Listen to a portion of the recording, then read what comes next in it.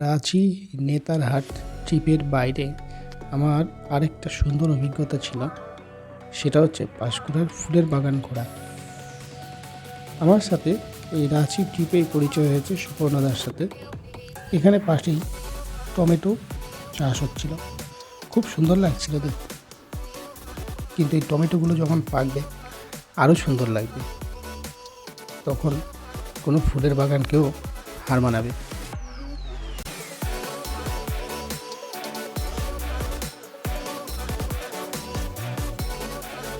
পেছনে এরাপুর এই মাঠে এত পরিমাণে টমেটো হয় যে দেখলেই বোঝা যাচ্ছে।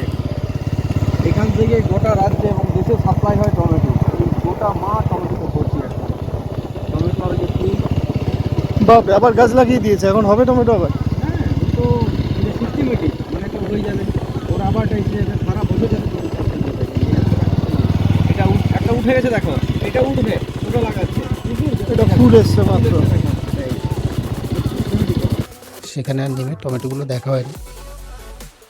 তবে সুপর্ণদা আমাকে কথা দিয়েছে, টমেটো যখন পাকবে তখন আমাকে অবশ্যই ফোন করবে।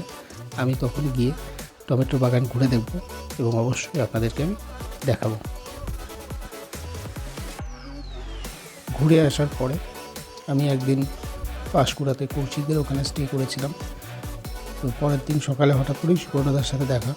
তো সুপর্ণদাই আমাকে নিয়ে হঠাৎ করেই বেরিয়ে পড়লো ফুলের বাগান দেখাতে।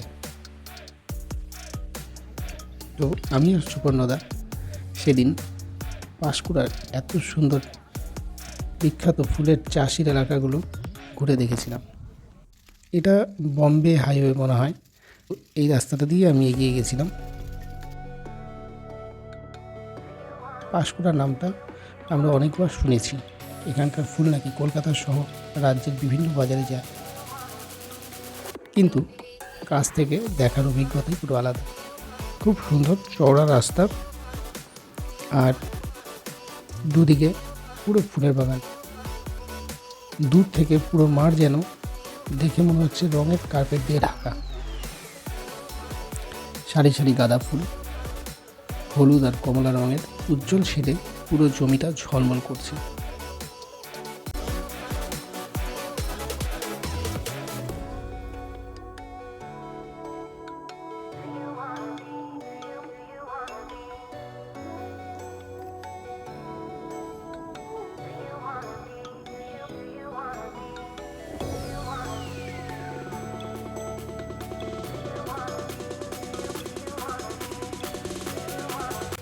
একদিকে গোলাপের শাড়ি, লাল গোলাপি সাদা, আরেকদিকে জারবেরা আর রজনীগন্ধার চাষ। ফুলগুলোর ওপর তখনও হালকা শিশির জমে আছে। সূর্যের আলো পড়তেই সেই জলকণাগুলো ছোট ছোট হীরের মতো ঝিকমিক করছিল।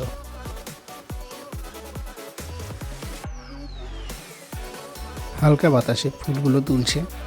দৃশ্যটা এতটাই শান্ত আর সুন্দর ছিল যে কিছুক্ষণ আমরা দুজন শুধু চুপচাপ দাঁড়িয়ে উপভোগ করছিলাম। সুপর্ণদা বলছিল, দূর থেকে যতটা সুন্দর লাগে কাছে এসে দেখলে তার থেকেও বেশি সুন্দর। সত্যিই তাই। সামনে থেকে এরকমভাবে না দেখলে এরকম অভিজ্ঞতা আমি সত্যি মিস করতাম।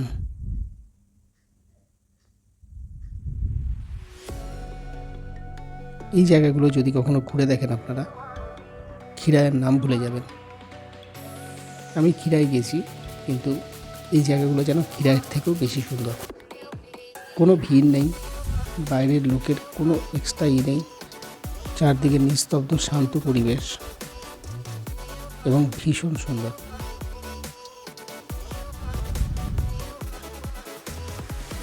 আমি বাগানের সরু মাটির পথ দিয়ে হাঁটতে হাঁটতে এগোচ্ছিলাম।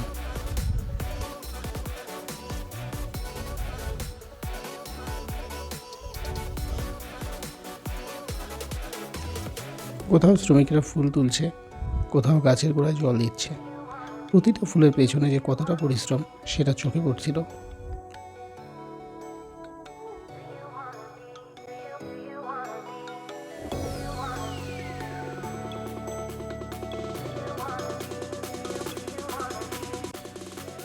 একজন স্থানীয় লোকের সাথে একটু কথা বলে জানতে পারলাম, ভোরবেলা ফুল তোলা হয়, তারপর বাজারে পাঠানো হয়। অনেক সময় এই ফুলগুলো সোজা কলকাতার বড় বাজারে যায়।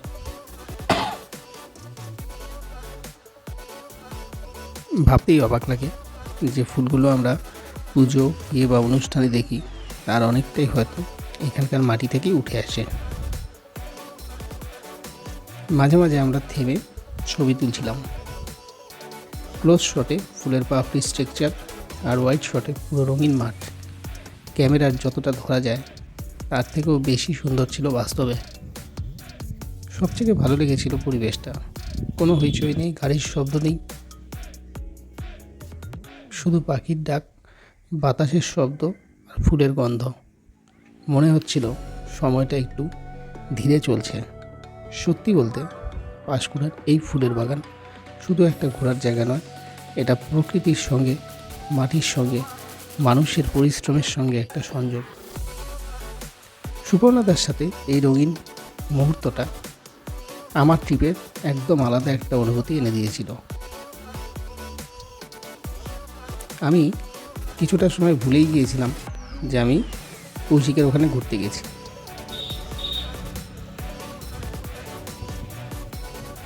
মানে কৌশিকের কথা সম্পূর্ণ ভুলে গেছিলাম। যদি কখনো সময় পান অবশ্যই একবার পাঁশকুড়ার এই ফুলের মাঠগুলো ঘুরে দেখবেন। বিশ্বাস করুন, মন ভরে যাবে।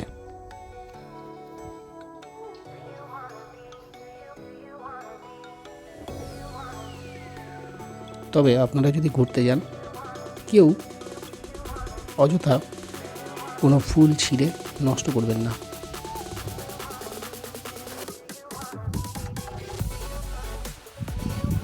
কারণ এখানে কারো পরিশ্রম, কারো সময় এখানে ইনভেস্টমেন্ট করা আছে। তাদের খাটুনির ফল এই সুন্দর ফুলগুলো।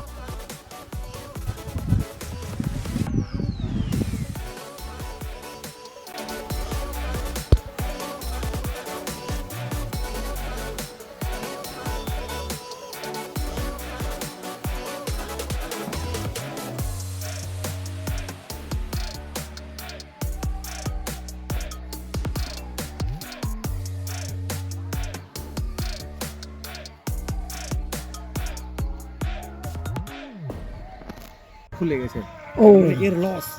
এটা সিজন শেষ বলে আর করেনি। ওই পুরো ফুল খুলে গেছে না, খুলে গেলে আর বিক্রি হবে, একদিনে তো তুলে নিতে হবে। কুড়ি নেই, দেখো কুড়ি নেই, কুড়ি কম। যত আলো জেলে রাখবে তাহলে কুড়িটা ফুটবে না রাত্রিবেলা। দিনে রাত্রিবেলা সাদা ফুল ফুটে, তো সব ফুটে গেলে তো একদিনে সব বিক্রি করে দিতে হবে, তো দাম কমে যাবে। তো এই জন্য সব লাইট দেওয়া হবে, এরা লাইট দেয় না।